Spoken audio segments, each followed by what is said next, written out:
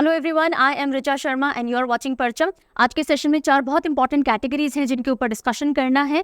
Particularly one day examination के लिए, चाहे वो अभी जो बैंकिंग एग्जाम लाइंड अप हो या एसएससी एग्जाम लाइंड अप हो, उनके लिए बहुत इंपॉर्टेंस रखती हैं books and authors, appointments, awards and obituaries. Obituaries के अंदर हम ऐसे व्यक्तियों का डिस्कशन करेंगे जो एमिनेंट रहे, इंपॉर्टेंट रहे और हाल ही में उनका निधन हुआ है, तो उनकी लाइफ से रिलेटेड कुछ भी क्वेश्चन पूछा जा सकता है आपसे। सिमिलरली ये जो अवार्ड्स है ये पर्टिकुलरली सिर्फ वनडे के लिए नहीं है, ये सभी एग्जाम के लिए इंपॉर्टेंट है, right from one day to UPSC. लेकिन ये बाकी जो 3 कैटेगरीज हैं ये वनडे के लिए बहुत बहुत ज्यादा सिग्निफिकेंस रखती हैं, क्वेश्चन देखने को मिलेंगे ही मिलेंगे। और ये सब हम पढ़ेंगे सितंबर 2023 के कॉन्टेक्स्ट में, क्योंकि चल रहा है मंथली करंट अफेयर्स। नए बच्चे जो चैनल पे जुड़े हैं, रोज हजारों बच्चे जुड़ते हैं, उनको मैं बता दूं एवरी मंथ हम 5 to 6 सेगमेंट्स के अंदर पूरे महीने के करंट अफेयर को डिस्कस करते हैं, ताकि बहुत ऑर्गेनाइज वे में आपके पास इन्फॉर्मेशन आ सके, आप समझ सको, स्टोर कर सको और एग्जाम में रिकॉल कर सको। एक सेगमेंट ऑलरेडी हमने कवर कर लिया है इंपॉर्टेंट डेज और थीम का। निमोनिक साइनिंग मेमोरी टेक्निक से हम फटाफट उनको याद कर लिया था। अगर आप वो वीडियो देखना चाहते हो तो इस वीडियो का डिस्क्रिप्शन है नीचे, वहां पे क्लिक कीजिए, आपको वीडियो का लिंक, प्लेलिस्ट का, पूरी मंथली सीए प्लेलिस्ट का लिंक मिल जाएगा, आप वहां जाकर के बाद में देख सकते हैं। उस वीडियो का आज की वीडियो से कोई डायरेक्ट एसोसिएशन नहीं है, ठीक है। आज वाली वीडियो में भी हम थोड़े थोड़े निमोनिक्स लगाते चलेंगे, बहुत ज्यादा यूज नहीं करेंगे, जहां जरूरत पड़ेगी वही हम लगाने वाले हैं। ये जो 5-6 पार्ट्स होते हैं मंथली सीए के, इनका एक सिंगल पीडीएफ होता है जो कि कंसोलिडेटेड पीडीएफ के नाम से आपको parchamclasses.in पे अवेलेबल होता है। इंग्लिश वाला 7th ऑफ एवरी मंथ तक, हिंदी वाला 10th ऑफ एवरी मंथ तक दे दिया जाता है आपको। जिन बच्चों के पास में पीडीएफ बैंक होता है या सीए सब्सक्रिप्शन होता है जो इन्होंने परचम ऐप से लिया होगा, किसी भी तरह का कोर्स या सब्सक्रिप्शन परचम ऐप पे मिलता है, इंडिविजुअल पीडीएफ वेबसाइट पे मिलते हैं। तो अगर आपके पास इनमें से कुछ है तो जैसे जैसे हम पार्ट्स कवर करते जाएंगे, सेगमेंट्स कवर करते जाएंगे, उनकी पीपीटीज पीडीएफ्स भी ऐड होते जाएंगे। अगर आपको हैबिट है पीडीएफ से पढ़ने की, कई बच्चे ऐसे होते हैं जो नोट्स बना लेते हैं, स्क्रीनशॉट ले लेते हैं, पर बहुत से ऐसे होते हैं जो पीडीएफ से पढ़ते हैं। अगर आप पीडीएफ से पढ़ते हो तो इनमें से किसी एक की तरफ मूव कर जाइए। ज़्यादा जानकारी के लिए अगर कोई भी आपको इन्फॉर्मेशन चाहिए तो परचम ऐप पे आप चैट कर सकते हो, नहीं तो parchamclasses06@gmail.com पे आप लिख सकते हो, नहीं तो अभी मैं आगे आपको कॉन्टैक्ट नंबर्स भी बता दूंगी, वहाँ पे भी अपनी क्वेरी प्लेस कर सकते हो, ठीक है जी। सो चलिए अब हम बढ़ते हैं हमारे पहले सेगमेंट की तरफ, which is books and publication. और उससे पहले एक छोटा सा टीजर है जो आपको सारे कोर्सेज सब्सक्रिप्शंस का आइडिया दे देगा, कुछ 8-9 सेकंड्स का है, जल्दी से देखिए और लौट करके आइए।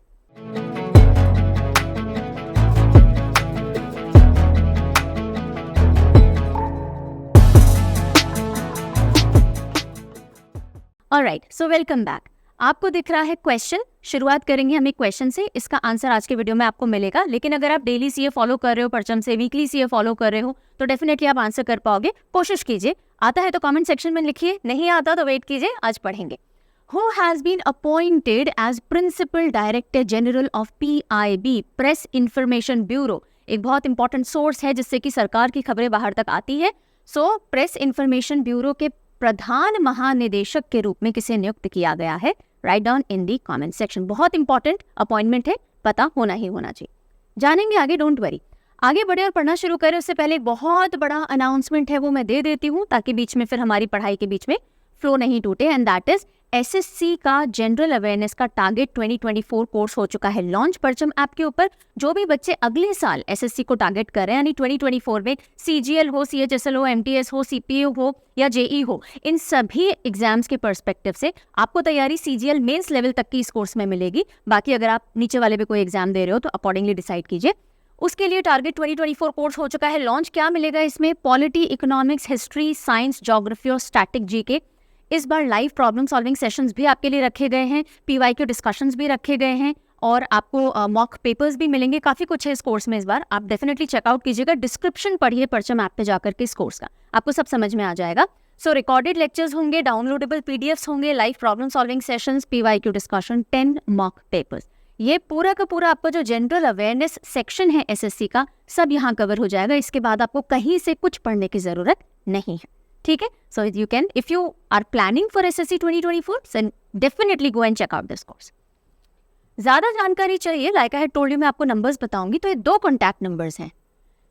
अगर आपको परचम के कोर्सेज सब्सक्रिप्शन या परचम से आपने कुछ बाय किया है, नहीं मिला, आपको इधर उधर ढूंढना पड़ रहा है एक्सेट्रा, तो आप इस नंबर पे कांटेक्ट कर सकते हो, व्हाट्सएप भी कर सकते हो 10 to 6 ऑफिशियल टाइमिंग के बीच में। और अगर आपको अदरवाइज किसी भी एग्जाम से रिलेटेड गाइडेंस चाहिए, कौन सा एग्जाम आ रहा है, हम एलिजिबल है या नहीं है, कौन सी बुक्स पढ़ें, एक्सेट्रा एक्सेट्रा, तो ये एग्जाम गाइडेंस सेल का नंबर है, आप यहाँ दिन में 2 से 4 के बीच में कॉल कर सकते हैं, नहीं तो अपनी व्हाट्सएप क्वेरीज प्लेस कर सकते हैं। सारी जानकारी A to Z मैंने आपको दे दी है। अब हम जल्दी से बढ़ लेते हैं हमारे बुक्स एंड ऑथर्स की तरफ। ये जानकारी देना इंपॉर्टेंट होता है बिकॉज जो बच्चे पुराने उनके लिए तो इरिटेटिंग होता है, मैम सारी बातें बार बार करते हो, लेकिन नए बच्चों के लिए बहुत सुविधा हो जाती है, उनको अदरवाइज कहाँ जा करके कैसे पता करें, right? That is why, because हम अलग से डेडिकेटेड वीडियोस नहीं लाते हैं प्रमोशन करने के लिए, तो हम यही फटाफट बता देते हैं। चलिए पहली न्यूज़ की तरफ बढ़ते हैं। Harper Collins releases a book fire on the Ganges. Fire on the Ganges यानी गंगा नदी जो होती है उसको इंग्लिश में गैंजेस बोलते हैं ना, उसके पास में आग, बाय राधिका आयंगर। कौन है ऑथर? राधिका आयंगर। ओके, तो हार्पर कॉलिंस ने राधिका आयंगर की पुस्तक फायर ऑन द गैंजेस का विमोचन किया है एंड यही ऑथर भी है। सो पूरा नाम है किताब का fire on the Ganges, life among the dead in Banaras. Radhika Iyengar ji ने लिखी है। सीधा सीधा क्वेश्चन आता है, ये किताब है किसने लिखी है, या ये रिसेंटली लॉन्च की गई है, किसने लिखी है? तो जो बनारस होते हैं, बनारस के घाट होते हैं, गंगा के घाट, उनके पास में शमशान मतलब चिताएं जलाई जाती हैं कई बार, तो उसी के कॉन्टेक्स्ट में लिखी गई है। और हमें जो व्यक्ति चले जाते हैं उनकी याद आएगी ना, तो आएगी से आयंगर एक छोटा सा हिंट है, आप चाहे तो उठा सकते हैं इसको, राधिका आयंगर। और ये एक अवार्ड विनिंग जर्नलिस्ट है और इनको already red ink award for excellence मिल चुका है इंडियन जर्नलिज्म के तहत। नेक्स्ट न्यूज की तरफ मूव करते हैं। NCERT and UNESCO launch comic book let's move forward. Let's move forward, आगे बढ़ो। ये किताब है जो कि NCERT और यूनेस्को ने साथ मिलकर के लॉन्च की है। और इसका पर्पस क्या है? ये बेसिकली स्कूल गोइंग चिल्ड्रन के लिए टारगेटेड है, ताकि उनका जो हेल्थ के टुवर्ड्स या ओवरऑल वेलबींग है, उनका जो रहन सहन है अच्छा तरह से, उसकी तरफ टारगेट करते हुए कि कॉमिक बुक से आपको ये सारी शिक्षा मिल जाएगी। सो धर्मेंद्र प्रधान जो है हमारे यूनियन मिनिस्टर एजुकेशन के, उन्होंने लॉन्च की है ये किताब लेट्स मूव फॉरवर्ड। कोलैबोरेट किसके साथ किया है? NCERT और यूनेस्को के साथ में कोलैबोरेट किया है। सो NCERT, यूनेस्को न्यू दिल्ली और डिपार्टमेंट ऑफ स्कूल एजुकेशन की मिलीजुली ये पहल है। आगे चलते हैं। अब देखिए, ये आपको एक स्लाइड दिख रही है यूनेस्को के बारे में, राइट? क्योंकि जब भी आप करंट पढ़ते हो, करंट के साथ स्टैटिक को आपको लेके चलना चाहिए, बिकॉज एग्जामिनर जरूरी नहीं है सिर्फ करंट से पूछे। यूनेस्को का नाम अगर आ गया अखबार में तो यूनेस्को से पूछे जाने के चांसेस बढ़ जाते हैं। तो यूनेस्को का फुल फॉर्म क्या है? United Nation educational, scientific and cultural organization. Okay, ये एक स्पेशलाइज्ड एजेंसी है यूनाइटेड नेशंस की। यूनाइटेड नेशन के 6 प्रिंसिपल ऑर्गन है यानी मुख्य अंग है। उसके अलावा इसकी बहुत सारी स्पेशलाइज्ड एजेंसीज हैं जिनके साथ मिलकर के अलग अलग फील्ड में काम करता है। उनमें से एक यूनेस्को है और इसके हेडक्वार्टर कहाँ है? पेरिस, फ्रांस में है। डायरेक्टर जनरल कौन है? ऑड्रे अजूले हैं और ये 1945 में इस्टेब्लिशमेंट में आई थी। ये तीनों डिटेल्स इंपॉर्टेंट होती है हर एक स्पेशलाइज्ड एजेंसी ऑफ यूएन की, और अलग से हम इस पर वीडियो डेफिनेटली कवर करेंगे जिसमें हम सारी important specialized agencies of UN को डिस्कस करेंगे। चलिए आगे बढ़ते हैं। चाचा चौधरी और चुनावी दंगल, क्या नाम है? एक और कॉमिक्स है, चाचा चौधरी और चुनावी दंगल। तो अब देखिए, नया एक ट्रेंड आपको सरकारी पब्लिकेशंस में देखने को मिल रहा है कि बहुत सारे कॉमिक कैरेक्टर्स के साथ में चीज़ें निकाली जा रही हैं ताकि यूथ को भी जोड़ा जा सके। हालांकि यूथ कार्टून मूवीज या कॉमिक्स नहीं पढ़ते, पर समहाउ कॉन्सेप्ट यही है। सो चाचा चौधरी और चुनावी दंगल, इलेक्शन कमीशन ऑफ इंडिया जो है उन्होंने लॉन्च की है चाचा चौधरी और चुनावी दंगल, ताकि जो यंग वोटर्स हैं उनको एडुकेट और मोटिवेट किया जा सके कि आप भी वोट दे दीजिए भाई, you hold a very big vote bank in our country. ये कोलैबोरेटिव एफर्ट है एजुकेशन ECI का और प्राण कॉमिक्स का। प्राण कॉमिक्स और इलेक्शन कमीशन ऑफ इंडिया जो है वो साथ में मिलकर के इसको लेकर के आए हैं। और इसको लॉन्च किसने किया है? CEC यानी चीफ इलेक्शन कमिश्नर कौन है हमारे? श्री राजीव कुमार। और उसके साथ में जो इलेक्शन कमिश्नर्स हैं श्री अनूप चंद्र पांडे एंड श्री अरुण गोयल, इन्होंने मिलकर इस बुक को लॉन्च किया है, विमोचित किया है। अभी तक किसी ट्रिक टेक्निक की जरूरत नहीं थी, सिंपल सी किताबें हैं। अब हम बढ़ते हैं हमारे दूसरे सेक्शन की तरफ, विच इज अपॉइंटमेंट्स। देखिए, बुक्स एंड ऑथर्स में हमेशा ध्यान रखिए, रिलीज होने को बहुत सारी बुक्स रिलीज होती हैं, fiction, non fiction, love stories etcetera etcetera, लेकिन हमें पिक करना आना चाहिए कि एग्जाम पर्सपेक्टिव से कौन सी इंपॉर्टेंट है, वही पढ़नी है, वरना hundreds of books are there which are launched every month, right? चलिए अपॉइंटमेंट की कैटेगरी की तरफ बढ़ेंगे and it is very important, particularly banking वाले बच्चे, SSC वाले बच्चे जो अब एग्जाम दोगे, थोड़ा यहाँ पे अच्छे से चौकन्ने रहिएगा। ओके, इसको अभी मैं इग्नोर कर रही हूँ, आप बस ये पोस्टर देख लीजिए, वीडियो काफ़ी बड़ा है, सो अभी मैं इसके बारे में नहीं समझा रही। कोई भी कोर्सेज वगैरह जानने हैं आपको तो प्लीज़ कॉन्टैक्ट कर लीजिए, मैंने आपको सारे एरियाज बता दी जहाँ पे आप कॉन्टैक्ट कर सकते हैं। सारा करंट अफेयर का सपोर्ट है जो परचम आपको प्रोवाइड करता है। चलिए, सो सबसे पहले अपॉइंटमेंट की तरफ बढ़ते हैं। Railway board gets first female CEO. Railway board जो है उसको अपनी पहली महिला सीईओ और चेयरपर्सन मिली है और उनका क्या नाम है? उनका नाम है जया वर्मा। क्या नाम है? जया वर्मा। जया वर्मा याद नहीं रहे तो जया बच्चन जी देख लीजिए। जया बच्चन बहुत पिक्चरफुल है, मतलब सब जानते ही उनको। आप देख लीजिए, रेलवे बोर्ड की सीईओ और चेयरमैन को बना दिया गया। सिंपल सा, दिमाग में फोटो छप जाने वाली है।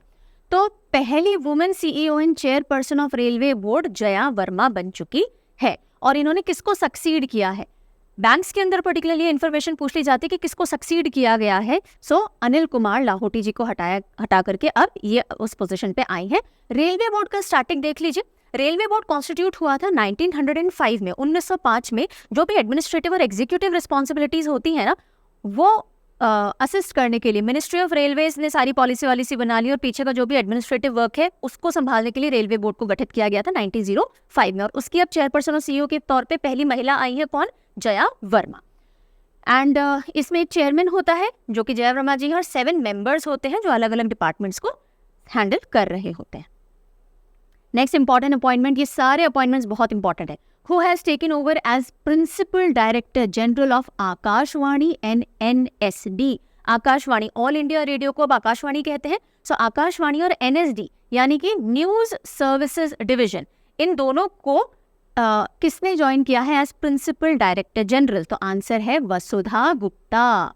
वसुधा गुप्ता। आकाशवाणी में आकाश आ रहा है, वसुधा में धरती आ रही है। सो आकाश और धरती, ठीक है, ऐसे ध्यान रख सकते हैं। वसुधा गुप्ता जी बनी है principal director general of Akashvani and NSD, और इससे पहले प्रेस इंफॉर्मेशन ब्यूरो की डायरेक्टर जनरल भी रह चुकी हैं। ये आपसे जो मैंने स्टार्टिंग में क्वेश्चन किया था उसका आंसर मिल रहा है आपको। So Manish Desai appointed as principal director general of PIB, press information bureau. तो सरकार की जो भी कुछ बातचीत होती है जो उनको जनता तक पहुंचानी है, प्रेस को देनी है, तो प्रेस रिलीजेस होती है ना, तो वो कौन निकालता है? PIB निकालता है। सो मनीष देसाई जी बने हैं principal director general of PIB, Manish Desai. तो देश तक अगर आपको सरकार की कोई भी बातें पहुंचानी है, देश तक तो देसाई जी के थ्रू अब जाएंगी वो चीज़। थोड़ा सा ऐसा हिंट आप ले सकते हो। और इन्होंने टेक ओवर किया है राजेश मल्होत्रा जी से, जो कि रिटायर हो चुके हैं। प्रेस इंफॉर्मेशन ब्यूरो का स्टैटिक देख लीजिए, काफ़ी इंपॉर्टेंट है। इस्टेब्लिश किया गया था इसको जून 1919 में। 1919 में जबकि ब्रिटिश गवर्नमेंट थी, तो मिनिस्ट्री ऑफ होम अफेयर्स की एक छोटी सी यूनिट के तौर पे इसको शिमला में शुरू किया गया था। और उसके बाद इसका डेवलपमेंट हुआ है। चलिए, ऑब्जेक्टिव मेनली क्या था कि ब्रिटिश पार्लियामेंट जो है उन तक रिपोर्ट पहुंचाना कि भाई इंडिया में क्या क्या हो रहा है, क्या क्या नहीं हो रहा है, ब्रिटिश पार्लियामेंट तक खबर पहुंचाने के लिए इसकी शुरुआत की गई थी। फिर जो पहले फर्स्ट हेड जो बने इस पब्लिसिटी सेल के, उस समय इसको पब्लिसिटी सेल एक छोटे से सेल के तौर पर शुरू किया गया था, तो डॉक्टर LF रशब्रुक विलियम्स ये सबसे पहले इसको हेड कर रहे थे। पहले इंडियन जिन्होंने इसको लीड किया है प्रिंसिपल इंफॉर्मेशन ऑफिसर के तौर पे, bureau of principal information officer, so NJ Natarajan ji, ये पहले इंडियन बने जिन्होंने इस इंफॉर्मेशन ब्यूरो को हैंडल किया। और फिर इसका नेम चेंज कब हुआ है? PIB कब हुआ इसका नाम? 1946 में जाकर के इसका नेम चेंज किया जाता है। तो एस्टैब्लिशमेंट 1919 में हो गया था और इसका नेम चेंज कब हुआ है? 1946 के अंदर हुआ है। KN शांत कुमार ये प्रेस ट्रस्ट ऑफ इंडिया के चेयरमैन के तौर पे इलेक्ट किए गए हैं। So KN Shanth Kumar has been elected as the chairman of press trust of India board. PTI board जो है उसके चेयरमैन के तौर पे इनको इलेक्ट कर लिया गया है। 1 साल की टर्म है। अब देखिए, प्रेस ट्रस्ट ऑफ इंडिया, तो इसमें आप चाहो तो PTI के तौर पे भी कर सकते हो कि बहुत शांत व्यक्ति हैं तो PTI के बोर्ड मेंबर बना दिया, बोर्ड का चेयरमैन बना दिया है। नहीं तो ऐसे कर सकते हैं कि प्रेस ट्रस्ट ऑफ इंडिया है ना। वैसे तो आप PTI अगर समझते हो तो बात खत्म हो जाती है, नहीं समझते तो ट्रस्ट वर्ड उठा सकते हैं। हम ट्रस्ट किस पे करते हैं? जो बहुत शांत इंसान होता है, जो हर किसी को जाके हमारी बातें नहीं कह देगा, तो ऐसे भी आप एसोसिएशन बिठा सकते हैं। आपको सिर्फ छोटे से हिंट की जरूरत होती है, क्योंकि एग्जाम में 4 ऑप्शन मिलेंगे। अपॉइंटमेंट में कभी भी आपको ऐसे राइटिंग नहीं करनी पड़ेगी, ठीक है। चलिए, इसी के साथ साथ PTI बोर्ड के वाइस चेयरमैन भी बने हैं, प्रवीण सोमेश्वर जी बने हैं। अच्छा, ये जो शांत कुमार जी हैं, KN शांत कुमार है, इन्होंने रिप्लेस किसको किया है? अवीक सरकार को किया है। तो वो बड़े वीक थे, है ना, ट्रस्ट नहीं रख पा रहे थे प्रेस का, तो शांत कुमार जी को दे दिया गया है। ये पहली बार नहीं है जब ये चेयरमैन बन रहे हो इस बोर्ड के, इससे पहले भी ये बन चुके हैं। This is the second time he has been made the chairman. Press trust of India की अगर हम बात करें तो कंट्री की largest and oldest private news agency है ये। ओके, प्राइवेट है ये PTI। न्यूज़ एजेंसी, और इसकी फंक्शनिंग स्टार्ट हुई थी 1949 के अंडर में। नेक्स्ट हम देखते हैं, Neeraj Mittal takes charge as DOT secretary. अलग अलग मिनिस्ट्रीज के या डिपार्टमेंट्स के जो सेक्रेटरीज अपॉइंट होते हैं वो भी एग्जामिनेशन पर्सपेक्टिव से बहुत इंपॉर्टेंट होते हैं। तो यहाँ हम डिपार्टमेंट ऑफ टेलीकम्युनिकेशन की बात करें। डिपार्टमेंट ऑफ टेलीकम्युनिकेशन के के सचिव के तौर पे यानी सेक्रेटरी के तौर पे कार्यभार किसने संभाला? नीरज मित्तल जी ने संभाला है। तो तल और टेलीकम्युनिकेशन मिलता जुलता है, ऐसे कर सकते हो। नहीं तो हमारे यहाँ पे जैसे मित्तल हॉस्पिटल है, बहुत बड़ा ग्रुप है, right? So you are telecommunicating with them, ऐसे भी कर सकते हो। नीरज मित्तल एक बहुत कॉमन सा नेम भी है, उससे भी आप एसोसिएट कर सकते हो। टेलीफोन या टेलीकम्युनिकेशन से नीरज मित्तल को एसोसिएट कर लीजिए, काम हो जाना है आपका। इन्होंने टुक ओवर किया है राजा रमन के से इस पोजीशन को। So Neeraj Mittal, secretary of DOT, department of telecommunication. Okay, another important appointment, Wumlungmang Walnam assumes the role of Secretary, Ministry of Civil Aviation. I have just now told you, अलग अलग ministry के जो सेक्रेटरी या सचिव होंगे, अलग अलग डिपार्टमेंट्स के जो इंपॉर्टेंट डिपार्टमेंट्स के हैं वो सब हमें पढ़ने हैं। तो यहाँ पे वुनलुंगमंग, थोड़ा सा टंग ट्विस्टिंग नेम है। वलनाम भारत सरकार के नागरिक उड्डयन मंत्रालय के सचिव की भूमिका के तौर पे अब इनको लाया गया है, निभा रहे हैं। और इनको रखा गया है राजीव बंसल जी के बाद में, क्योंकि वो सुपर एनुएट हो गए थे, उनका कार्यकाल समाप्त हो गया था।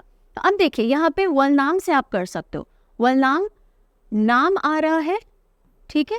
एंड जब आप सिविल एविएशन में यानी उड़ान भरने जाते हो, यानी कि आप प्लेन में बैठते हो, तो आपसे नाम, बोर्डिंग पास वगैरह सब मांगा जाता है ना, तो वहाँ आप एसोसिएट कर लीजिए। और कई बार सीधे याद आ जाएगा वैसे ये, क्योंकि बहुत पिक्यूलियर और डिफरेंट सा नेम है। तो वलनाम जी सिविल एविएशन के मिनिस्ट्री के नए सेक्रेटरी के तौर पे अपॉइंट हुए हैं। कॉमन चीज़ें याद रखना डिफिकल्ट होता है, यूनिक चीज़ें वैसे ही याद रह जाती हैं। जोशित रंजन सिकदार, क्या नाम है? Joshit Ranjan Sikdar has assumed the charge of director finance in SECI, that is solar energy corporation of India limited, which is a mini Ratna company. So इसके डायरेक्टर फाइनेंस कौन बने हैं? सिकदार साहब। सिकदार से हम याद रख सकते हैं। तो सिक्के हैं, आप सोलर लाइट के नीचे बैठे हो और अपने सिक्के विक्के काउंट कर रहे हो, आप ऐसा कुछ हिंट ले सकते हो। तो मैं सिक्केदार को सिक्के से याद रखती हूँ, सोलर एनर्जी, तो SECI याद हो जाएगा, एसोसिएशन बैठ जाएगा। मिनी रत्न कैटेगरी 1 CPSU है और ये एग्जिस्टेंस में आई थी 2011 के अंडर में। Lokesh Suji elected to IESF membership committee for 3-year term. अब देखिएगा कि लोकेश सूजी 3 साल के कार्यकाल के लिए IESF सदस्यता समिति के अंदर चुन लिए गए हैं। Now what is this IESF? ये देखिएगा, IESF is international e sports federation. E sports क्या होता है? जो गेमिंग होती है ना, कॉम्पिटिटिव गेमिंग, जो हम बोलते हैं कि गेमिंग करते रहते हैं लोग आजकल, तो ई स्पोर्ट्स को बहुत ज़्यादा अब लाइमलाइट में लाया जा रहा है। एशियन गेम्स के बारे में भी अभी मैं बताऊंगी कि उसमें भी ई स्पोर्ट्स डेब्यू किया इस बार as a competitive and award winning category, मतलब उसको अवार्ड दिया जाएगा जो भी जीतेगा। तो ई स्पोर्ट्स से रिलेटेड इंटरनेशनल ऑर्गेनाइजेशन है, यानी गेमिंग से रिलेटेड इंटरनेशनल ऑर्गेनाइजेशन है, जिसे इंटरनेशनल ई स्पोर्ट्स फेडरेशन कहते हैं। और पहली बार कोई भारतीय इस फेडरेशन के मेंबर के तौर पे चुना गया और उनका नाम क्या है? सूजी साहब, लोकेश सूजी। आप पूरे दिन बैठ करके ई स्पोर्ट्स खेल रहे हो, मम्मी सूजी हुई है कि कुछ काम नहीं करना, सिर्फ स्पोर्ट्स खेलते रहते हो, ई स्पोर्ट्स खेलते रहते हो, सूजी से वैसे आप कर सकते हो। तो लोकेश सूजी डायरेक्टर है e sports federation of India के, वाइस प्रेसिडेंट है एशियन ई स्पोर्ट्स फेडरेशन के, और अब मेंबर बने हैं IESF के। ओके, फर्स्ट टाइम किसी इंडियन ने इस पोजीशन पे अपनी जगह बनाई है। ई स्पोर्ट्स ने इस बार डेब्यू किया है एशियन गेम्स 2022 में, जो कि चाइना में चल रहे हैं, हांगझाओ चाइना, 23 सितंबर से 8 अक्टूबर तक। ठीक है, चलो आगे। मून मैन ऑफ इंडिया, ये जो न्यूज़ डाली गई है, ये जो अपॉइंटमेंट डाला गया है, ये अपॉइंटमेंट इतना ज़्यादा इंपॉर्टेंट नहीं है जितना ये एक चीज़ इंपॉर्टेंट है कि who is known as moon man of India. Okay, so moon man of India Mylswamy Annadurai joins the board of SS innovation. Mylswamy Annadurai. So my moon is दूर, मेरा मून दूर है ना, तो अन्नादुरई से दूर है, दूर है दुरई। माई मून, तो माई चाहे तो डालो, नहीं तो दूर से भी हो जाएगा। अन्नादुरई, मून दूर है ना, चांद दूर है ना, so moon man of India is Durai, Annadurai, Mylswamy Annadurai. और उन्होंने अभी ज्वाइन किया है as to the board of SS innovation, जो कि सर्जिकल रोबोटिक फर्म है। ठीक है, तो ये चीज़ इंपॉर्टेंट है स्टैटिक के एंगल से, इसलिए इस न्यूज़ को मैंने पर्टिकुलरली लिया है। और इनको क्यों कहा जाता है मून मैन ऑफ इंडिया, क्योंकि इसरो का जो चंद्रयान 1 मिशन था उसमें इनकी बहुत अहम भूमिका रही थी। उसके अलावा ये प्रोग्राम डायरेक्टर भी रहे थे मार्स ऑर्बिटर मिशन के। अब तो ये इसरो से रिटायर हो चुके हैं, 2019 में ही रिटायर हो गए थे। डॉक्टर अन्नादुराई को पद्मश्री मिल चुका है 2016 में। ईयर याद रखिएगा, कई बार जो बहुत फेमस लोग होते हैं उनके पद्मश्री या पद्म भूषण विभूषण मिलने के साल पूछ लिए जाते हैं आपसे। तो 2016 के अंदर इनको पद्मश्री से नवाजा गया था for science technology and that is it. आगे चलो। RBI approves ICICI bank CEO Sandeep Bakhshi's reappointment for 3 years। So ICICI के अभी भी सीईओ एमडी कौन रहेंगे? संदीप बख्शी रहेंगे अगले 3 साल के लिए। पहले से भी यही थे, 2018 से ये हैं, वापस से रीअपॉइंटमेंट हो गया है, कुछ भी याद करने का नहीं है। एचडीएफसी में भी रीअपॉइंटमेंट हो चुका है शशिधर जगदीशन जी का, reappointment for 3 years। Got it. Cognizant India MD, क्या नाम है इनका? Rajesh Nambiar, appointed as NASSCOM chairperson. So NASSCOM को अपने नए चेयरपर्सन मिले हैं, और वो कौन है? कॉग्निजेंट कंपनी को, कॉग्निजेंट इंडिया को लीड कर रहे यानी उसके एमडी राजेश नाम्बियार जी। नाम्बियार सुन के कुछ याद आता है? नाम्बी मूवी थी रॉकेटरी, उसके अंदर आर माधवन ने ये कैरेक्टर प्ले किया था, तो आप उनसे भी एसोसिएट करके कर सकते हो कि नास्कॉम के अब चेयरपर्सन कौन है? नाम्बियार, वही नाम्बियार नाम रॉकेटरी मूवी के एक्टर, अगर आपने वो मूवी देखी है तो। ठीक है, नहीं तो नास्कॉम एंड नाम्बियार न का एसोसिएशन है, थोड़ा ऐसे कुछ बिठाइएगा। ये सक्सीड करेंगे अनंत महेश्वरी जी को। नास्कॉम का फुल फॉर्म क्या है? National association of software and services company, और इसको अब नाम्बियार जी चेयरपर्सन के तौर पर लीड करेंगे। आर माधवन जी का नाम आया, आर माधवन जी से रिलेटेड अगला अपॉइंटमेंट है that R Madhavan has been appointed as president and of film and TV institute of India, FTTI जो बोलते हैं, यहाँ पूरा नाम नहीं दिया हुआ है, पुणे के अंदर जो है। So R Madhavan has been appointed as film and television institute of India's head, यानी प्रेसिडेंट के तौर पे। मिनिस्ट्री ऑफ इंफॉर्मेशन और ब्रॉडकास्टिंग है, उन्होंने अपॉइंटमेंट किया है। और इससे पहले इस पोजीशन पे कौन थे? शेखर कपूर थे, डायरेक्टर शेखर कपूर, और उसके बाद उनका टेन्योर खत्म हो गया और अब R Madhavan will be leading it as the president FTTI को। FTTI कहाँ सिचुएटेड है? पुणे के अंदर सिचुएटेड है। 1960 के अंदर इसको इस्टेब्लिश किया गया था। फॉर्मर SBI चीफ, यानी SBI को लीड करने वाले फॉर्मर, पहले कर चुके, क्या नाम है? रजनीश कुमार।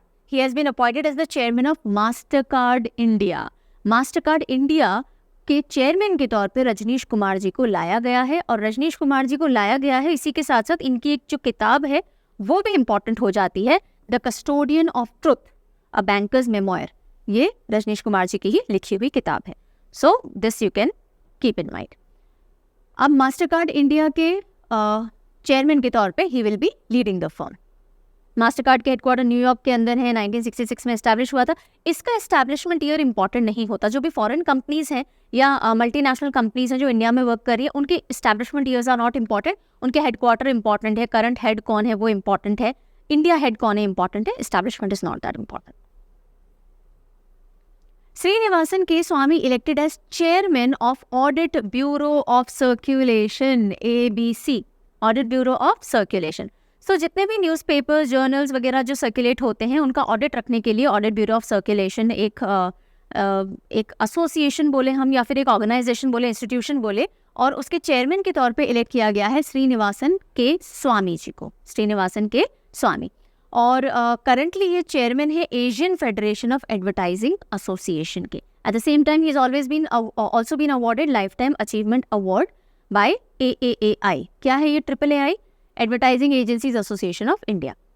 सो ABC का काम मैंने आपको बता दिया, जितनी भी सर्कुलेशंस हैं इंडिया का, उनका ऑडिट रखना, कौन सी कितनी सर्कुलेट हो रही है, कहाँ हो रही है, क्योंकि कई बार एडवर्टाइजर्स को भी इन्फॉर्मेशन चाहिए होती है on a nation as a whole, हमें भी पता होना चाहिए। तो ये 1948 में बना था, हेडक्वार्टर्ड है मुंबई के अंदर। इन अ फर्स्ट, यानी पहली बार फीमेल्स एक और क्षेत्र के अंदर देखी गई, उन्होंने अपना स्टेप रखा, and that this time it is in elite para special forces of Indian army. तो क्या है वो देखते हैं। मेजर डॉक्टर पायल छाबड़ा, क्या नाम है? मेजर डॉक्टर पायल छाबड़ा, जो कि एक सर्जन है serving at army hospital in Ladakh.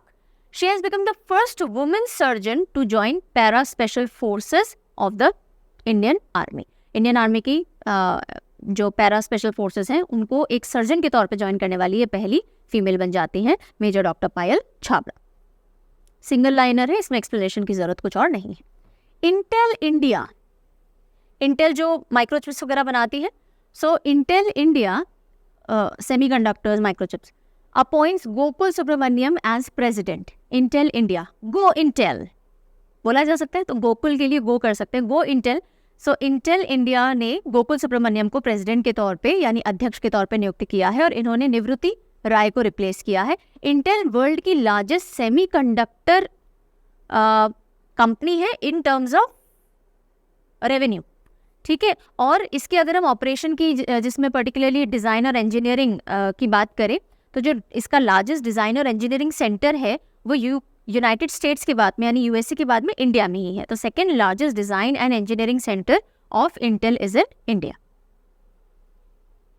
ये एक अपॉइंटमेंट है जो कि वापस से किया गया है, यानी उनका टेन्योर एक्सटेंड कर दिया गया है, पर ये बहुत इंपॉर्टेंट पोजीशन है, आपको नाम अच्छे से ध्यान रखना चाहिए. Department of personnel and training appointed Amit Khare as adviser to prime minister Narendra Modi.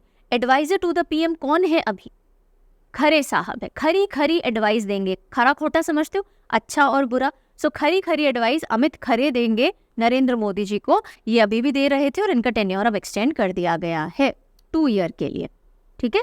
इससे पहले इन्होंने एजुकेशन सेक्रेटरी के तौर पे भी काम किया था और जब नेशनल एजुकेशन पॉलिसी बन रही थी तो उसमें भी इनकी अहम भूमिका रही थी. So who is the adviser to the PM?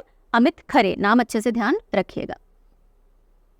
Pramila Malik, first women speaker of Odisha assembly. Odisha assembly को अपनी पहली फीमेल स्पीकर मिली है. And what is the name? The name is Pramila Malik. Pramila Malik. ये जो पोजीशन है ये शेड्यूल्ड कास्ट कम्युनिटी के लिए रिजर्व करके रखी जाती है. और प्रमिला मलिक जी बीजू जनता दल को रिप्रेजेंट करती हैं और इससे पहले इस पोजीशन पे थे जो विक्रम केशरी अरुखा जी, उन्होंने अपना रेजिग्नेशन दे दिया था. और अगर हम बात करें प्रमिला मलिक जी की, तो ये 6 टाइम एमएलए हैं Binjharpur assembly seat, Jajpur district of Odisha से. तो इतनी डिटेल तो आपको अगर आप स्टेट वगैरह के एग्जाम में जाओगे तो ज़्यादा इंपॉर्टेंस रखेगी. अदरवाइज मोटे मोटे तौर पे देखिए कि पहली female to be the speaker of Odisha assembly बनी है Pramila Malik.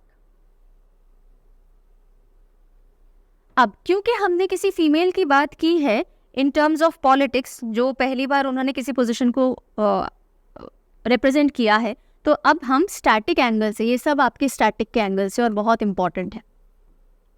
First in India female जो हम बोलते हैं ना, फर्स्ट इन इंडिया कैटेगरी और उसमें फीमेल, वो ये सारे पॉइंट्स हैं, हम फटाफट देखेंगे. So notable first females in Indian politics. Amrit Kaur ji, ये पहली women cabinet minister of India रही.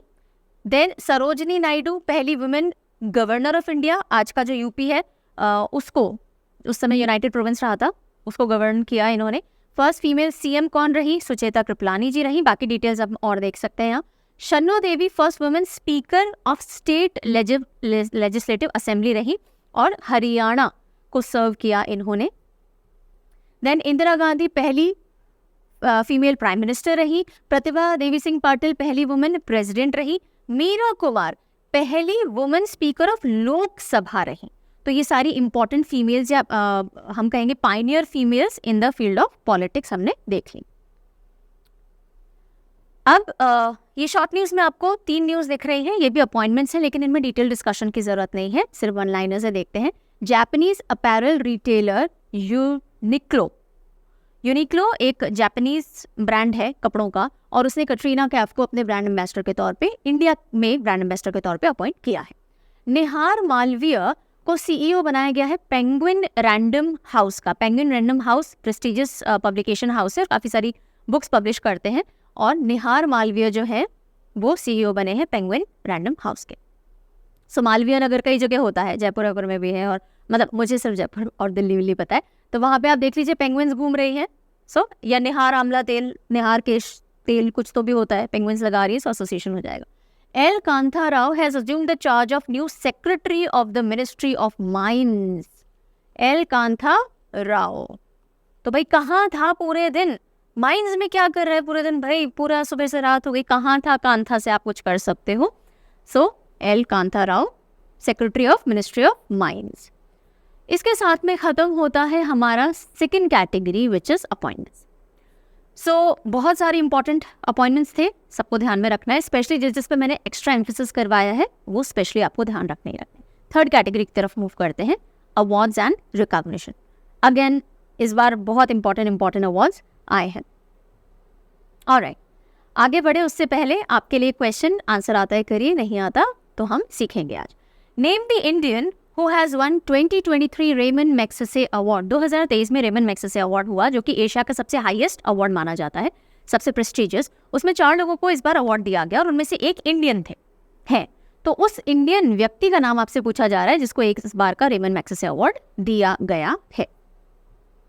चलिए, सो अवार्ड्स में शुरुआत करेंगे दादा साहब फाल्के पुरस्कार से। ना एक चीज़ में बहुत से बच्चे कंफ्यूज होते हैं कि भाई कौन से एडिशन का है, कौन से साल के लिए दिया जा रहा है, कब दिया जा रहा है। तो ये सारा कंफ्यूजन आज और अभी क्लियर कर लीजिएगा कि लेजेंडरी एक्टर वहीदा रहमान जी को मिलेगा 53rd दादा साहब फाल्के पुरस्कार या अवार्ड। ठीक है, कौन से एडिशन का दादा साहब फाल्के पुरस्कार अवार्ड है जो कि दिया जाएगा? 53rd एडिशन है। किसको दिया जाएगा? वहीदा रहमान जी को दिया जाएगा। इससे पहला वाला जो था वो आशा पारेख जी को था, उससे पहले वाला रजनीकांत जी को था, अभी मैं सब बताऊंगी। ठीक है, सो 53rd दादा साहब फाल्के अवार्ड है जो कि वहीदा रहमान जी को दिया जाना है। अभी हैंड ओवर नहीं हुआ है, अनाउंसमेंट हो जाता है, दिया जाता है नेशनल फिल्म अवार्ड्स के साथ में। ठीक है, कंसेप्ट क्लियर रखिएगा। सो वहीदा रहमान जी को कंट्री का टॉप ऑनर मिलेगा। सिनेमा की दुनिया में सबसे हाईएस्ट ऑनर कौन सा माना जाता है? दादा साहब फाल्के पुरस्कार माना जाता है। कौन से साल के लिए मिलेगा? 2021 के लिए। ठीक है, 2021 के लिए ये अवार्ड अनाउंस हुआ है जो कि अब दिया जाएगा। ठीक है जी, तो पूछ लिया जाए फॉर विच ईयर, तो 2021 के लिए, क्योंकि कोविड के टाइम में ना वैसे हर साल होते थे, लेकिन कोविड के टाइम में 2 साल का डिले आ गया और इसलिए डिले देखने को मिल रहा है, कंटिन्यू हो रहा है। ये कब दिया जाएगा? 69th नेशनल फिल्म अवार्ड्स के दौरान ये दिया जाएगा। ठीक है, सो 53rd दादा साहब फाल्के अवार्ड है, 69th नेशनल फिल्म अवार्ड्स के दौरान प्रेजेंट किया जाएगा। 2021 ईयर के लिए वहीदा रहमान जी को चुना गया है। अब वहीदा रहमान जी के पूरे करियर के बारे में देखते हैं। तो इन्होंने एक्टिंग डेब्यू जो किया था, यानी शुरुआत जो की थी, वो तेलुगु फिल्म से की थी, रोजुलू माराई 1955, और इनको पद्मश्री मिल चुका है 1972 में। ईयर याद रखने पड़ेंगे। पद्म भूषण मिल चुका है 2011 में। ठीक है, so Padma Bhushan. Then like I told you, इनको मिला है 2021 के लिए। ठीक है, कहाँ गया? ओके, यहाँ पे। सो रजनीकांत जी की अगर हम बात करें, वो दादा साहब फाल्के अवार्ड 2019 के विनर थे। ठीक है, आशा पारेख जी 2020 की विनर थी, वहीदा रहमान जी 2021 की विनर। Got it? 2 साल बाद दिया जा रहा। ये 19 के विनर थे, 21 में मिला। ये 20 की विनर थी, 22 में मिला। ये 21 की विनर है, 23 में इनका अनाउंसमेंट हो गया है। ओके, ये जो अवार्ड है इसके अंदर एक तो स्वर्ण कमल दिया जाता है, गोल्डन लोटस, उसके साथ में मेडलियन, शॉल। कैश प्राइस कितना होता है? 10 लाख रुपए का इसमें कैश प्राइस होता है। ये बातें भी इंपॉर्टेंट होती हैं, जो हायर लेवल ऑफ क्वेश्चंस अगर एग्जामिनर बनाएगा अच्छे लेवल के, उसमें यहाँ से चीज़ें उठा करके पूछी जाती हैं। दादा साहब फाल्के अवार्ड वैसे एनुअली प्रेजेंट किया जाता है, like I told you. National film award ceremony जो होती है उसमें कोविड के चलते 2 साल का डिले हो गया। गवर्नमेंट ने इसकी शुरुआत कब की? 1969 के अंदर। और सबसे पहली व्यक्ति जिनको दादा साहब फाल्के पुरस्कार मिला, देविका रानी, जिनको कि first lady of Indian cinema भी कहा जाता है, पहला उनको अवार्ड इस साल मिला था। अगर हम बात करें दादा साहब फाल्के जी की, जिनके नाम पर ये पूरे पुरस्कार रखे गए हैं, तो वो एक फादर ऑफ इंडियन सिनेमा बोले जाते हैं, मतलब उस नाम से इनको जाना जाता है। बहुत पॉपुलर डायरेक्टर है और उनकी पहली फीचर फिल्म रही राजा हरिश्चंद्र 1913 के अंदर। तो सारा स्टैटिक का जो भी निचोड़ था वो सब हमने हाथों हाथ आपको बता दिया है। किसी भी न्यूज़ की तैयारी करनी होती है तो इसी तरह से करनी होती है। फिर बच्चे सिर्फ ये पढ़ लेते हैं, अच्छा ये वाला अवार्ड मिला, आगे बढ़ो, और एग्जामिनर बीच में से कुछ पूछ लेता है, बोलते हैं तो पता ही नहीं था हमको। तो ऐसे तैयारी करनी होती है। ठीक है, चलिए। वेस्टर्न लेन बाय चेतना मरू, तो ये हमने पहले भी पढ़ी थी कि जो बुकर प्राइज की लॉन्ग लिस्ट में एक इंडियन ओरिजिन राइटर की किताब आई है, उस राइटर का नाम है चेतना मरू। इंडियन ओरिजिन की, इंडिया में रहती नहीं है, और उनकी किताब का नाम है वेस्टर्न लेन। अब न्यूज़ में आ गया है कि लॉन्ग लिस्ट से वो शॉर्ट लिस्ट में आ गई। लॉन्ग लिस्ट मतलब ज़्यादा किताबों में उनका चयन, शॉर्ट लिस्ट यानी अब 6 किताबें फाइनल हुई हैं, उनमें इनकी किताब आ गई है। अब विनर अनाउंस किया जाएगा। सो इंडियन ओरिजिन की ऑथर हैं चेतना मरु, इनका डेब्यू नॉवल था वेस्टर्न लेन और ये 6 नॉवेल्स में से एक है। लंदन में ये रहती है, इंडियन ओरिजिन की ये है। ठीक है, तो मैंने आपको याद करवाया था कि भाई अगर आप वेस्टर्न लेन में निकल जाओगे अपनी लेन छोड़ करके तो मारेंगे, मरु ऐसे याद करवाया था, है ना। तो नहीं तो आप सीएम भी कर सकते हो कि जो सीएम साहब हैं उनके लिए एक अलग से वेस्टर्न लेन बनाई गई है, आप सब ईस्टर्न लेन में चलिए, something like that can be done. ये तो पॉपुलर बुक है, सीधे सीधे याद रखिएगा, एग्जाम में ये किताब कहीं ना कहीं देखने को मिल सकती है, so be very mindful of it. अब ये जो बुकर प्राइज है, 2 प्राइजेस होते हैं, मैं हर बार बताती हूँ जब भी बुकर प्राइज का मेंशन आता है। एक होता है इंटरनेशनल बुकर प्राइज, एक होता है बुकर प्राइज। बुकर प्राइज दिया जाता है एक ऐसी किताब के लिए जो ओरिजिनली इंग्लिश में लिखी गई है और वो पब्लिश की गई है यूके और आयरलैंड के अंदर। और इंटरनेशनल बुकर प्राइज दिया जाता है जो किसी भी भाषा में लिखी गई है लेकिन ट्रांसलेट की गई है इंग्लिश में। ठीक है, तो ये बुकर प्राइज की हम बात करें, इंटरनेशनल बुकर प्राइज की बात नहीं कर रहे हैं। ये भी फर्स्ट अवार्ड 1969 के अंदर किया गया था। All right, very very important, Shanti Swarup Bhatnagar award. So 12 scientist selected, 12 scientist को सिलेक्ट कर लिया गया है for Shanti Swarup Bhatnagar award for 2022। 2022 का शांति स्वरूप भटनागर पुरस्कार जो कि वैज्ञानिकों को दिया जाता है। टोटल कितने वैज्ञानिकों को मिलेगा? 12 साइंटिस्ट को मिलेगा। कंट्री का टॉप एनुअल साइंस अवार्ड है, साइंस की फील्ड में सबसे ऊंचा अवार्ड माना जाता है शांति स्वरूप भटनागर पुरस्कार। और डायरेक्टर जनरल जो CSIR के हैं, council of scientific and industrial research, जिनका नाम है डॉक्टर N कलेश सेल्वी, उन्होंने ये अवार्ड्स ऑफिशियली अनाउंस किए 2022 के लिए। ठीक है, कितनी कैटेगरीज हैं जिनमें दिया जाएगा? टोटल 12 साइंटिस्ट को मिल रहा है, लेकिन कितनी कैटेगरीज में? 7 कैटेगरीज के अंदर ये अवार्ड अनाउंस किए गए। Physics, biology, engineering, mathematics, medicine, chemistry and earth sciences. Important point है, शांति स्वरूप भटनागर अवार्ड कितनी कैटेगरीज में अनाउंस किया गया, कितने साइंटिस्ट को मिला, all this is important. And ये जो अवार्ड है किसके नाम पे रखा गया है? डॉक्टर शांति स्वरूप भटनागर जी के नाम पे, जो कि पहले डायरेक्टर थे CSIR के। ठीक है, चलिए आगे। ये अवार्ड हर साल दिया जाता है साइंटिस्ट को जो कि 45 ईयर्स ऑफ एज के अंडर में होते हैं और इसमें 5 लाख रुपए की पुरस्कार राशि भी साथ में दी जाती है। और ये यूजुअली CSIR के फाउंडेशन डे पे अनाउंस होता है जो कि कौन सी तारीख को है? सितंबर 26। इस ओकेजन पे जो हमारे यूनियन मिनिस्टर हैं डॉक्टर जितेंद्र सिंह, उन्होंने 2 बुक्स भी रिलीज की। एक रही कलेक्शन ऑफ 80 आर्टिकल्स ऑफ विज्ञान प्रगति पत्रिका और दूसरी रही CSR@80 अ फोटो जर्नी। सो बहुत इंपॉर्टेंट नहीं है किताबें, लेकिन ठीक है, एक बार मेंशन हमने देख लिया। ना साइंस की ही दुनिया में जैसे कि हमारे सिविलियन ऑनर्स है ना, सिविलियन अवार्ड्स है, पद्मश्री, पद्मभूषण, पद्म विभूषण, इसी तरह से साइंस की दुनिया में भी अवार्ड की एक श्रेणी लॉन्च की गई है, उसको रीनेम किया गया है। उससे जुड़ी हुई अगली खबर है, science awards to get make over as Rashtriya Vigyan पुरस्कार। राष्ट्रीय विज्ञान पुरस्कार, विज्ञान के क्षेत्र में प्रगति आगे चाहिए तो आपको कहीं ना कहीं मोटिवेशन बूस्ट रखना पड़ेगा, उसके चलते कि हम लिख रही है चीजें on the lines of civilian award. ठीक है, उसी लाइंस पे अब साइंटिस्ट को राष्ट्रीय विज्ञान पुरस्कार से सम्मानित किया जाएगा। इसमें 4 कैटेगरीज होंगी। कितनी? 4 कैटेगरीज, विज्ञान रत्न, विज्ञान श्री, विज्ञान युवा शांति स्वरूप भटनागर अवार्ड एंड विज्ञान टीम अवार्ड। 25-25 तो श्री और युवा शांति स्वरूप है, 3 विज्ञान रत्न मिलेंगे, 3 विज्ञान टीम अवार्ड मिलेंगे। टोटल कितने अवार्ड्स होंगे? RVP के अंदर 56 अवार्ड्स दिए जाएंगे। ठीक है, यहाँ तक क्लियर हुआ? आगे चलो। विज्ञान रत्न बेसिकली लाइफ टाइम अचीवमेंट के लिए होगा, जिसने अपना पूरा जीवन साइंस को और अपने काम को दे दिया, उन लोगों के उत्कृष्ट कंट्रीब्यूशन के लिए दिया जाएगा। विज्ञान श्री अपनी अपनी फील्ड के अंदर जो आपने कंट्रीब्यूशन किया है। विज्ञान युवा शांति स्वरूप भटनागर यंग साइंटिस्ट को दिया जाएगा और ये एनुअली 11 मई को अनाउंस किए जाएंगे। 11 मई को कौन सा डे आता है? National technology day. ठीक है, नेशनल टेक्नोलॉजी डे आता है, उस दिन इसको अनाउंस किया जाएगा। और दिए कब जाएंगे? नेशनल स्पेस डे इसी बार से अनाउंस किया गया है, अगस्त 23, जब चंद्रयान 3 लैंड हुआ था। ठीक है, सो ये डेट्स इंपॉर्टेंट हो गई। वैसे किसी में एज नहीं है, लेकिन ये जो युवा शांति स्वरूप वाला है इसमें 45 ईयर्स तक की एज लिमिट है जो अवार्ड मिलेगा जिसको। RVP अवार्ड अभी अनाउंस किए गए कि दिए जाएंगे, लेकिन अब इनकी शुरुआत कब से होगी? 2024 से, 2024 से की जाएगी। और इनिशियली CSIR ही मैनेज करेगा 2 साल तक, उसके बाद हैंडओवर कर दिया जाएगा नेशनल रिसर्च फाउंडेशन को। टोटल 56 अवार्ड्स दिए जाएंगे और 13 डोमेन्स में जैसे शांति स्वरूप भटनागर पुरस्कार हमने देखा 7 कैटेगरीज में दिया जाता है, आरवीपी अवार्ड 13 कैटेगरीज के अंदर दिए जाएंगे।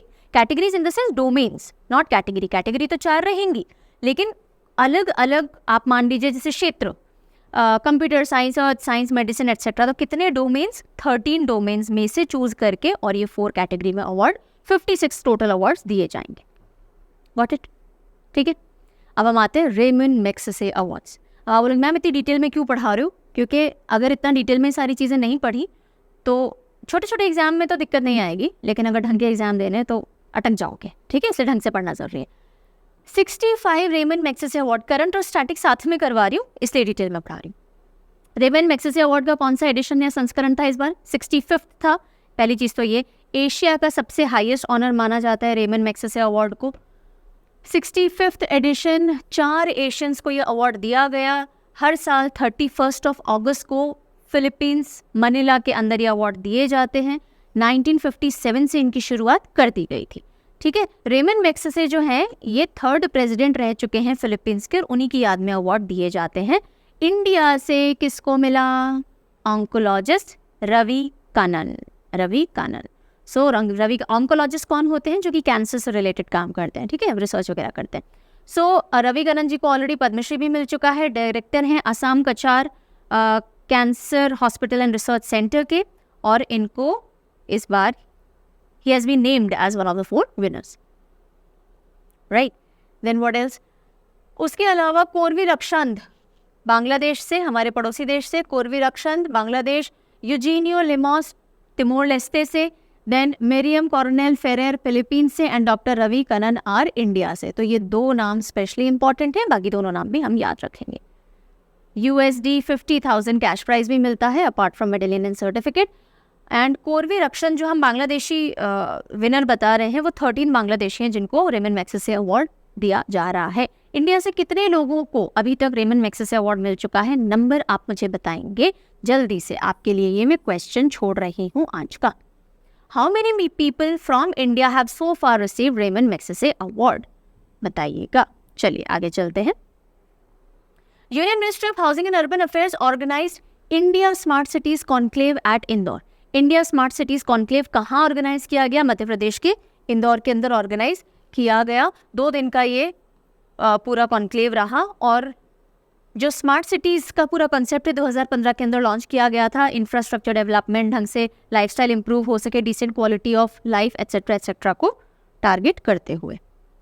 प्रेसिडेंट द्रौपदी मुर्मू जी ने फैसिलिटेट किया winners of Indian smart cities award contest को भी, और टोटल 66 विनर्स रहे 5 अवार्ड कैटेगरीज के अंदर। अगर हम स्टेट या यूनियन टेरिटरी की बात करें तो चंडीगढ़ टॉप पे रहा, स्टेट्स के अंदर मध्य प्रदेश टॉप पर रहा। संगीत नाटक अकादमी अमृत पुरस्कार, ये अमृत वर्ड जो है ना यहाँ ध्यान दीजिएगा।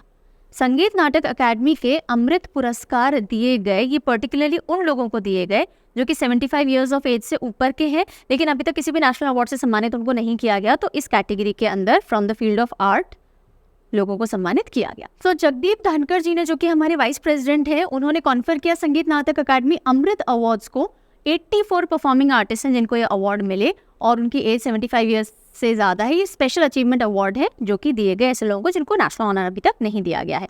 1 लाख रुपीज़, उसके साथ में ताम्रपत्र और अंगवस्त्र जो हम शॉल वगैरह उड़ाते हैं। संगीत नाटक अकादमी से रिलेटेड स्टैटिक फटाफट से देख लेते हैं। इंडिया का national academy of music, drama and dance है। पीवी राजमन्नार जी इसके पहले चेयरमैन थे। यहीं पे आपसे क्वेश्चन कर लेती हूँ मैं, बताइए इसकी करंट चेयरमैन कौन है? Again a very important position, chairperson या चेयरमैन जो भी आप नाम दें, फीमेल है। ठीक है, तो करंट चेयरपर्सन कौन है संगीत नाटक अकादमी की? जल्दी से बताइए।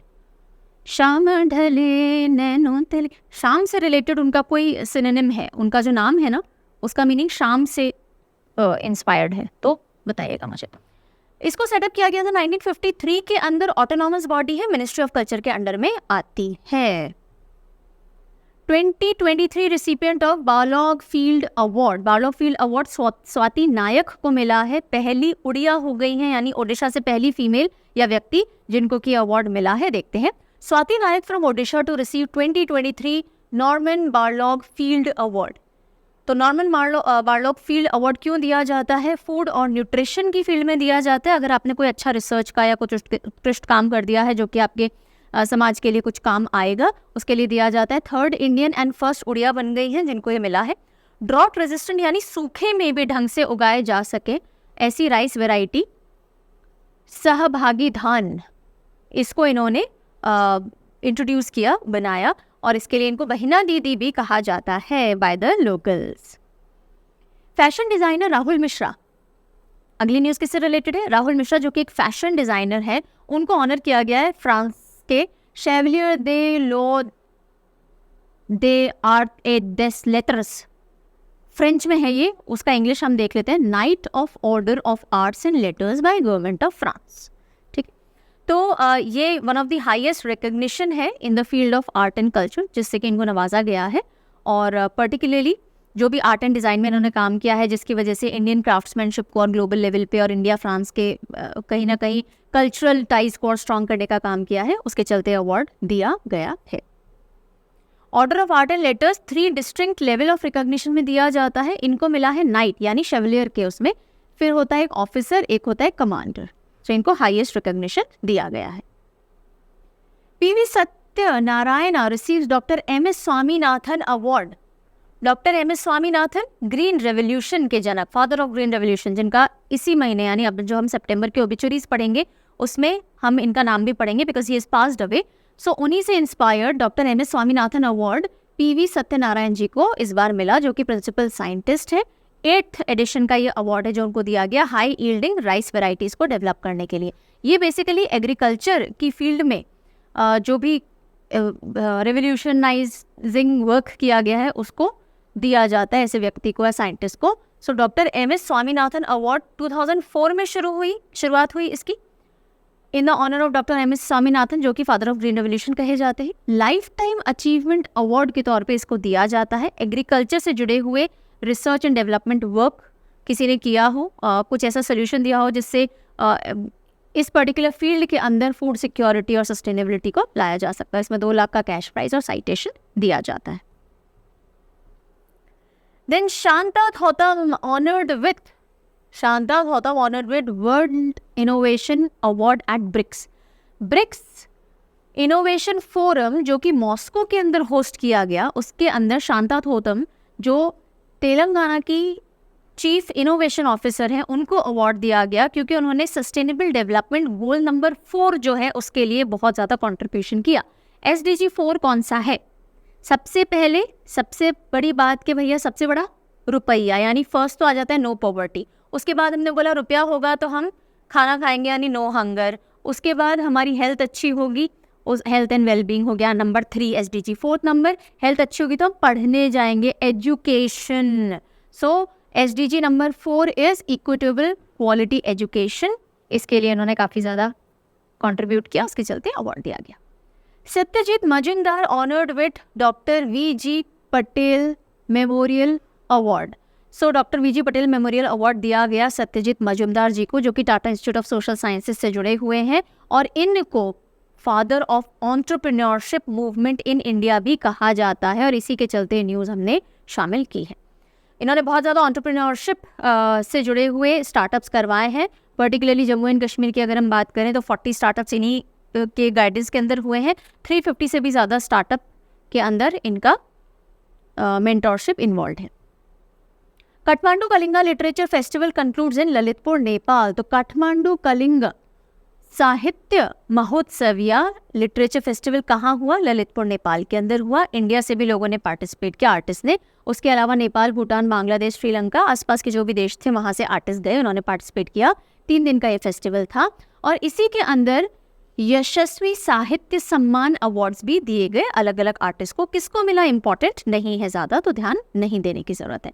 साथ ही साथ यशस्वी बुक प्राइज़ की शुरुआत भी की गई अलग अलग कैटेगरीज में। तो यहाँ कोई 4 किताबें हैं, उनका हम मेंशन देख लेते हैं बिकॉज बुक्स एंड ऑथर्स के हिसाब से यहाँ से क्वेश्चन पूछा जा सकता है। तो गोविंद गिरी प्रेरणा जी की किताब सुश्री परिजात, ये बायोग्राफी है, लिखी गई है। Selected poems of Amrita Pritam लिखी रीमा केसी ने, she was given award. Himalayan Maverick, ये ऑटोबायोग्राफी है लाप्पा डेंडी शेरपा की, एंड मीन्स ऑफ मेरिट ये किताब लिखी है सुशांत थापा ने, और इनको भी अवार्ड दिया गया। तो ये 4 कैटेगरीज में अवार्ड मिले हैं। कौन सी बुक किसने लिखी है, एक बार के लिए हम थोड़ा थोड़ा दिमाग में बिठाने की कोशिश करेंगे। Coming over to beauty pageant, so Praveena Anjana of Udaipur has been crowned Miss International India 2023। Miss International India 2023 किसने जीता है? प्रवीणा अंजना ने, जो कि उदयपुर से हैं। तो राजस्थान से एक और ब्यूटी क्वीन विनर सामने आई है। इससे पहले मिस अर्थ इंडिया राजस्थान से ही प्रियंक सेन का नाम हमने पढ़ा था पिछले महीने ही। सो ये जो प्रवीणा अंजना है, अब ये इंटरनेशनली जाकर के जापान के अंदर कम्पीट करेंगी रिप्रेजेंटिंग इंडिया, और जो मिस अर्थ इंडिया है उनका वियतनाम के अंदर कॉम्पिटिशन होना है। ठीक है जी, सारे अवार्ड बहुत सारे इंपॉर्टेंट थे जिन पे मैंने हमेशा ध्यान रखिएगा, जो भी मैं पढ़ा रही हूँ इंपॉर्टेंट सब है, लेकिन उसमें से भी फार मोर इम्पॉर्टेंट जिसमें मैं बार बार एम्फेसाइज करती हूँ कि ये तो आंख बंद करके पूछे ही कहीं ना कहीं जाएंगे ही जाएंगे। ठीक है, चलिए लास्ट कैटेगरी की तरफ मूव करते हैं, विच इज़ ओबिचुअरीज, यानी कि शोक संदेश के तौर पे हम ओबिचुअरी वर्ड को यूज़ करते हैं। ऐसे व्यक्ति जो बहुत इंपॉर्टेंट प्रोमिनेंट रहे, उनका निधन हो गया, लेकिन उनकी लाइफ से जुड़ी हुई कुछ भी ऐसी बातें जो कि एग्जामिनर पूछ सकता है, वो सब हम डिस्कस करेंगे। ऑलराइट, सो अभी चंद्रयान 3 लॉन्च हुआ था, लैंड भी हो गया, तो उसमें जो काउंटडाउन किया ना 5 4 3 2 1, वो किसकी आवाज़ थी? So N Valarmathi, the scientist who voiced the countdown of Chandrayaan 3, she has passed away. तो पूछा जा सकता है चंद्रयान 3 के काउंटडाउन में आवाज़ किसकी थी, कौन साइंटिस्ट थी वो? एन वालारामथी जी, इनका निधन हो गया। Hindustani classical singer Malini Rajurkar passed away at the age of 82।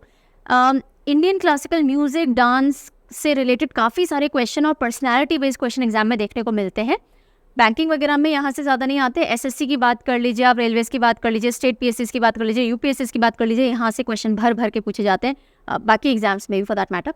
सो यहाँ ये पर्सनैलिटी बहुत इंपॉर्टेंट है, मालिनी राजूरकर जी, तो इनके बारे में देखते हैं हम। हिंदुस्तानी क्लासिकल सिंगर थी ये, ठीक है। कौन से घराने को बिलोंग करती थी? ग्वालियर घराना। कौन सा घराना? ग्वालियर घराना। उसमें भी स्टाइल कौन सी थी इनकी, यानी शैली कौन सी थी गायन की?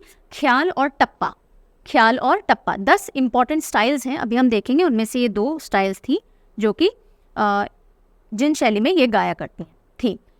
अगर हम बात करें कि जो क्लासिकल म्यूज़िक है वो उसकी 2 कौन सी ब्रांचेस हैं जो कि गवर्नमेंट ऑफ इंडिया रिकग्नाइज करती है, तो एक हिंदुस्तानी और एक कर्नाटक ट्रेडिशंस हैं।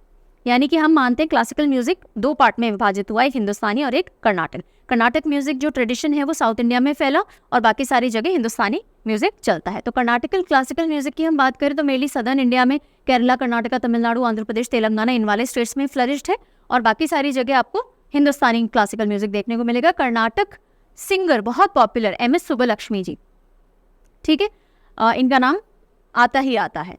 देन हिंदुस्तानी क्लासिकल म्यूजिक की बात करें तो राग सिस्टम पर आधारित होता है, अलग अलग राग होते हैं वो हिंदुस्तानी क्लासिकल म्यूजिक में देखने को मिलते हैं। कर्नाटक में राग के ऊपर बहुत ज़्यादा फोकस नहीं किया गया। 10 मेन स्टाइल्स या शैली हैं हिंदुस्तानी म्यूजिक की, जिनमें ध्रुपद, ख्याल, टप्पा, चतुरंग, तराना, सरगम, ठुमरी, राग, सागर, होरी और धामर शामिल हैं, ठीक है। इनमें से जो ख्याल और हमने टप्पा की बात की है वो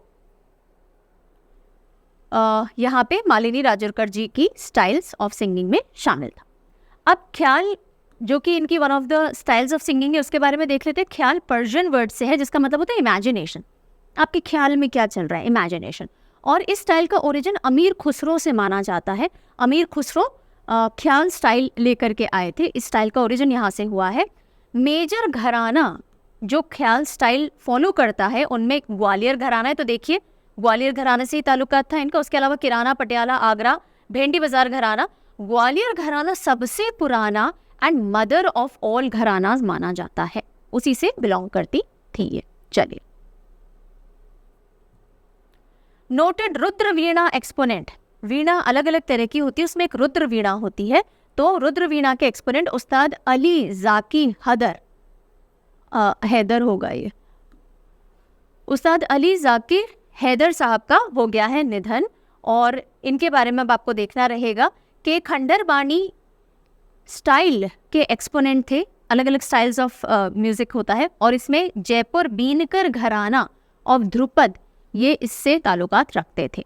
तो म्यूजिशियंस या सिंगर्स, इनके केस में आपको घराना, इनकी स्टाइल भी पता होनी चाहिए। अगर इनको कोई प्रोमिनेंट अवार्ड्स मिले हैं, वो पर्टिकुलरली अगर सिविलियन अवार्ड्स तक के पहुँचे हैं, पद्मश्री, भूषण विभूषण, रत्न, तो वो आपको पता होने चाहिए, साल पता होने चाहिए। ये उस्ताद असद अली खान जी के डिसाइपल यानी शागिर्द रहे हैं। ठीक है, तो रुद्रवीणा किससे संबंध था उस्ताद अली जाकी हैदर जी का? तो रुद्रवीणा से इनका संबंध था। डेनिस ऑस्टिन, सॉफ्टवेयर डेवलपर, जिन्होंने पावर पॉइंट, जिसकी वजह से पावर पॉइंट बनती है, पीडीएफ बन के और आप तक पहुंच रहा है। सो पावर पॉइंट का डेवलपमेंट इन्होंने किया एक और पार्टनर के साथ मिलके। He has passed away. So Dennis Austin ने इनमें से किसका डेवलपमेंट किया? 4 ऑप्शन मिल सकते हैं, Word, PowerPoint, PDF, Excel में भी। सो आपको बताना रहेगा पावर पॉइंट। डेनिस ऑस्टिन ने रॉबर्ट गैस्किन्स के साथ मिलके पावर पॉइंट को इंट्रोड्यूस किया 1987 के अंदर। Father of green revolution, M S Swaminathan ji. इनकी जीवनी ढंग से समझ लीजिएगा, एग्जाम में क्वेश्चन देखने को मिलने के बहुत स्ट्रॉन्ग चांसेस हैं। ओके, तो चलिए, MS Swaminathan, father of India's green revolution, passes away at the age of 98। ठीक है, सबसे पहले तो इनका एक ही प्राइज देखिए, first world food prize. So Swaminathan ji ने काफ़ी सारे प्रेस्टिजियस अवार्ड जीते हैं, जिनमें कि पहला वर्ल्ड फूड प्राइज जो हम लेकर के आए थे 1987 में, इनको वर्ल्ड फूड प्राइज मिला था। देन इन्होंने एमएस स्वामीनाथन रिसर्च फाउंडेशन की शुरुआत की चेन्नई के अंदर। Apart from that, Ramon Magsaysay award इनको मिल चुका है 71 में, ईयर भी याद रखने, अवार्ड भी याद रखने। Apart from that, Albert Einstein world science award 86 में मिल चुका है। सिविलियन अवार्ड्स भी अभी मैं पोस्टर दिखाऊंगी, उसमें हम देखेंगे। काफ़ी सारी एमिनेंट पोजीशन पे रह चुके हैं। डायरेक्टर जनरल ICAR यानी Indian council of agriculture research के रह चुके हैं। इंटरनेशनल राइस रिसर्च इंस्टीट्यूट को हेड किया है। 79 में principal secretary ministry of agriculture के अंदर में ये रह चुके हैं। 88 में president of international union of conservation of nature and natural resources यानी IUCN, जो हम IUCN बोलते हैं ना, कैटेगरी एंडेंजर्ड है, वल्नरेबल है, क्या है एक ऑर्गेनिज्म, उसके रह चुके हैं। तो ये दिखाता है कि एनवायरनमेंट प्रोटेक्शन में कितने डूबे हुए थे, सिर्फ ग्रीन रेवोल्यूशन से ताल्लुक नहीं है। आप IUCN के प्रेसिडेंट बन रहे हो यानी एनवायरनमेंट प्रोटेक्शन में बहुत स्ट्रांगली आप एसोसिएटेड हो। 2004 यानी 2004 में इनको chair of national commission on farmers भी बनाया गया था। और यहाँ गौर कीजिएगा, because each and every point is important here, that 1999 में Time 20 list of most influential Asian people of 20th century में इनका नाम शुमार था। यहाँ पे देखिए इनके अवार्ड, ये सब इंपॉर्टेंट है, अवार्ड सबसे ज़्यादा इंपॉर्टेंट है। सो रेमन मैग्सेसे अवार्ड 71 में मिला इनको। Albert Einstein world award of science 86 के अंदर मिला है। पद्म विभूषण 89 के अंदर, वर्ल्ड फूड प्राइज 87 के अंदर। 254 साइंटिफिक पेपर्स इन्होंने अलग अलग फील्ड से रिलेटेड पब्लिश किए हैं। और इनका जन्म, इनका जन्म 1925 में हुआ था। प्लेस आप मुझे बताएंगे। Okay, you will be telling me the place of birth of doctor MS Swaminathan. So write down in the comment section. Obviously आपको नहीं पता होगा, गूगल कीजिए। जो चीज़ आप एफर्ट्स डाल के सीखेंगे, ढूंढेंगे, वो भी आपके दिमाग में टिकेगी गारंटीड तौर पे बहुत लंबे समय तक। So do that. ठीक है, सो ये था आज का सेशन। इस बार यानी आज के सेशन में हमने बहुत ज़्यादा टेक्निक का इस्तेमाल नहीं किया है, क्योंकि इस बार मुझे नीड नहीं लगी। जहाँ मुझे लगता है कि बहुत नीड है या बहुत कन्फ्यूजन हो सकता है, बहुत कॉमन से नेम्स हैं, आपस में ओवरलैप हो सकते हैं, या फिर ऑर्गेनाइजेशन इतनी इंपॉर्टेंट नहीं है जहाँ अपॉइंटमेंट्स हुए हैं, या अवार्ड कैटेगरीज इतनी इंपॉर्टेंट नहीं है, तो वहाँ टेक्निक की ज़रूरत पड़ती है। सब कुछ सीधा सीधा था, इसलिए हमने ज़्यादा नहीं डाली।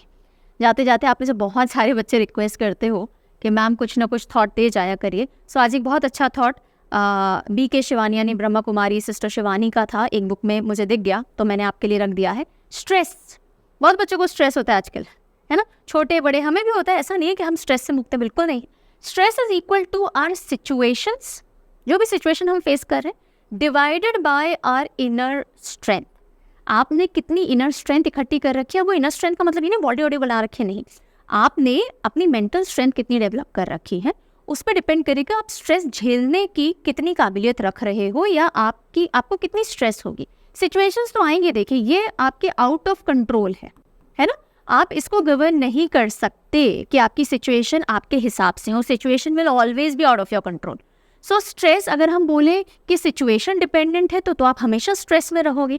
लेकिन सिचुएशन पे अकेले स्ट्रेस डिपेंड नहीं करती, इस पे भी डिपेंड करती है कि आपकी इनर स्ट्रेंथ कितनी है, और इनर स्ट्रेंथ डेवलप की जा सकती है, right? Inner strength consciously develop की जा सकती है, because I am also working on it and my level of stress have reduced drastically, और इसीलिए मैं आपको बहुत कॉन्फिडेंट के कह रही हूँ कि हाँ जी, स्ट्रेस को कम किया जा सकता है छोटे छोटे बदलाव के साथ में। तो सबसे पहला स्टेप होता है कि रुको और एक्चुअली में ऑब्जर्व करो कि आप स्ट्रेस में हो, ठीक है? क्यों हो रही है स्ट्रेस? क्या are you happy about it? If you are not happy about it, you must do something about it, isn't it? तो अब आपको क्या करना चाहिए? मैंने अपने छोटे छोटे चेंजेस किए, जैसे कि I like certain sort of, मुझे बहुत माइल्ड सेंट्स पसंद है, जैसे कुछ धूप बत्ती की, अगरबत्ती समथिंग की, तो मैंने वो स्टार्ट की अपने ऑफिस में लगाना। या मुझे दिए, इससे बहुत शांति मिलती है। कुछ एक चीज़ें ऐसी ढूंढिए जिनसे आपको शांति मिलती है, और वो अपने एनवायरनमेंट पर शुमार करना स्टार्ट कीजिए, ऐड करना शुरू कीजिए, right? Then at the same time आप it is all about creating ambience, right? उसके अलावा आप अपने थॉट्स में लेकर के आइए, एवरीथिंग इज ट्रेनेबल। आपका ब्रेन बहुत इजीली ट्रेन किया जा सकता है, तो अपने ब्रेन को ट्रेन करना शुरू कीजिए दैट स्ट्रेस जब भी हो रहा है, टू मच ऑफ एंग्जाइटी या स्ट्रेस में जैसे ही आप जाते हो, take a break, cut down कीजिए, रियलाइज कीजिए नहीं स्ट्रेस नहीं लेना है। एटमोस्ट क्या हो जाएगा, आधा घंटा चीज़ें डिले हो जाएंगी, ठीक है? मुझे जैसे स्ट्रेस होता है वर्क का कि सब कुछ करना है, फटाफट करना है, बहुत कुछ है करने के लिए, बहुत कुछ है करने के लिए। सो ये ओवरवेल्म से क्या होता है, हमारी परफॉर्मेंस तो इंप्रूव नहीं होती। सिमिलरली आपको अपने एरिया में सोचना पड़ेगा कि स्ट्रेस लेने से आप ज़्यादा नहीं पढ़ पाओगे, आप बेटर परफॉर्म नहीं कर पाओगे, आपके करियर का ग्राफ कोई चेंज नहीं हो जाएगा। So try to breathe and take it easy. आधा घंटा रिलैक्स, अगर धीरे रिलैक्स माइंड से काम करोगे, हो सकता है आधा घंटा लेट काम हो, बट अच्छा होगा, आपका मेंटल स्टेटस अच्छा रहेगा, आप बाकी चीज़ों में हेल्दी एसोसिएशंस में रहोगे। I am able to spend some more quality time with my daughter now, I am able to be more relax, इसलिए मैं कुछ सर्टेन टाइप ऑफ म्यूजिक को एंजॉय कर पाती हूँ, मैं अपने ऑफिस के मेकओवर में थोड़ा बहुत लग जाती हूँ। Find your own ways. But ये जो स्ट्रेस है ना, ये सिर्फ सिचुएशन पर डिपेंडेंट नहीं है, अपनी इनर स्ट्रेंथ बिल्ड कीजिए, ये स्ट्रेस बहुत ईजिली मैनेज किया जा सकता है, ठीक है? बहुत लंबा समझा दिया मैंने, पर नीडेड था I guess. So this was all about today. Take good care of yourself. अगले सेशन में हम मिलेंगे। बहुत सारे बच्चों की रिक्वेस्ट है कि मैम पहले स्कीम्स और फिनेंस वाला सेक्शन ले लीजिए, because banking exams are lined up. So कोशिश करते हैं पहले नेशनल और बैंकिंग और फाइनेंस के न्यूज़ लाने का। लेट्स सी, ठीक है? Take good care of yourself. Bye bye.